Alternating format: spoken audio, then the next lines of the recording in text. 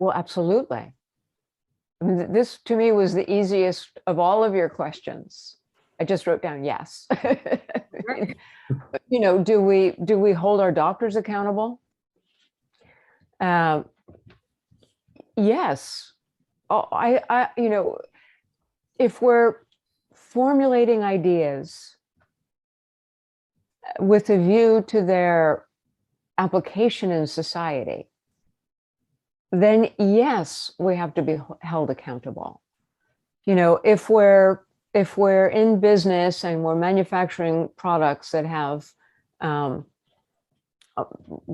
plastics and chemicals that are going to be buried in the soil and the sea for millennia, are the producers to be held accountable? Of course they are.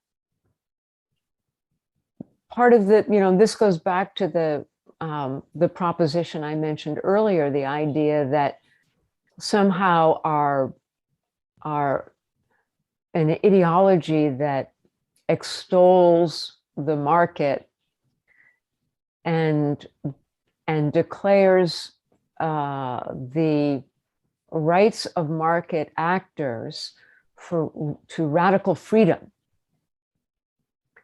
that this therefore absolves those market actors of responsibility for the consequences of their actions.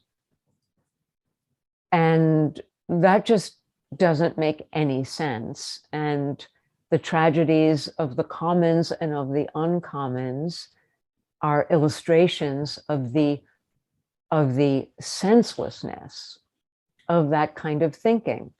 So if producers were responsible for their products and economists were responsible for their ideas, that becomes an endogenous institutional mechanism, a mechanism of self-reproduction that is inherently a safeguard, that is inherently imposing guardrails on the practice of our disciplines.